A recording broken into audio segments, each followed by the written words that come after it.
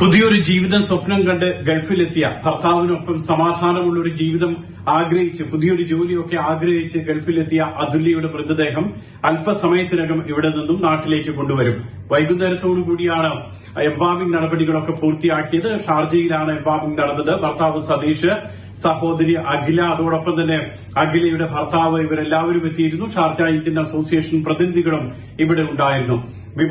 വിമാനത്താവളത്തിലേക്ക്, ഷാർജ അന്താരാഷ്ട്ര വിമാനത്താവളത്തിലേക്കാണ് പിന്നീട് മൃതദേഹം കൊണ്ടുപോയത്. അവിടെ നിന്നും എയർ അറേബ്യ വിമാനത്തിൽ പുലർച്ചെ 4 മണിയോടുകൂടി തിരുവനന്തപുരം വിമാനത്താവളത്തിൽ മൃതദേഹം എത്തിക്കും. അതേസമയം അതുല്യയുടെ സഹോദരി അഖിലയ്ക്കും ഭർത്താവിനും ഇവിടെ നിന്നും ഈ വിമാനത്തിൽ പോരാൻ കഴിഞ്ഞിട്ടില്ല. ടിക്കറ്റ് ഉണ്ടായിരുന്നില്ല.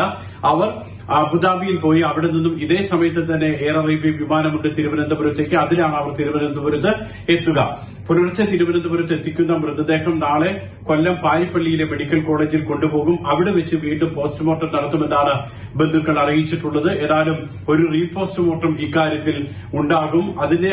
അതിന്റെ കൂടി അടിസ്ഥാനത്തിലായിരിക്കും ഭർത്താവ് സതീഷിനെതിരായിട്ടുള്ള പരാതികളിലൊക്കെ ഇനി അന്വേഷണം നടക്കാൻ പോകുന്നത്. ഇന്ന് രാവിലെയാണ് ഈ പാസ്പോർട്ട് റദ്ദാക്കുന്നത് അടക്കമുള്ള നടപടിക്രമങ്ങളൊക്കെ പൂർത്തിയാക്കിയത്. അതിനോടൊക്കെ സഹകരിക്കുമെന്ന് സതീഷ് ഭർത്താവ് നേരത്തെ അറിയിക്കുകയും ചെയ്തിരുന്നു. ഇന്ത്യൻ കോൺസുലേറ്റ്, ദുബായിലെ ഇന്ത്യൻ കോൺസുലേറ്റും അതോടൊപ്പം തന്നെ ഷാർജയിലെ ഇന്ത്യൻ അസോസിയേഷനും പിന്നീട് പൊതുപ്രവർത്തകരും ഇവരെല്ലാവരും ചേർന്നാണ് നടപടിക്രമങ്ങൾ പൂർത്തിയാക്കിയത്. ഈ മാസം 19-നാണ് ഷാർജയിലെ ഫ്ളാറ്റിൽ അതുല്യയെ മരിച്ച നിലയിൽ കണ്ടെത്തിയത്. ഏതായാലും ഇനിയും മൃതദേഹം നാട്ടിൽ എത്തിച്ചതിന് ശേഷമായിരിക്കും മറ്റ് നടപടിക്രമങ്ങൾ. ദുബായിൽ നിന്നും സുരേഷ് ഉള്ളിമുറ്റം, മാതൃഭൂമി ന്യൂസ്.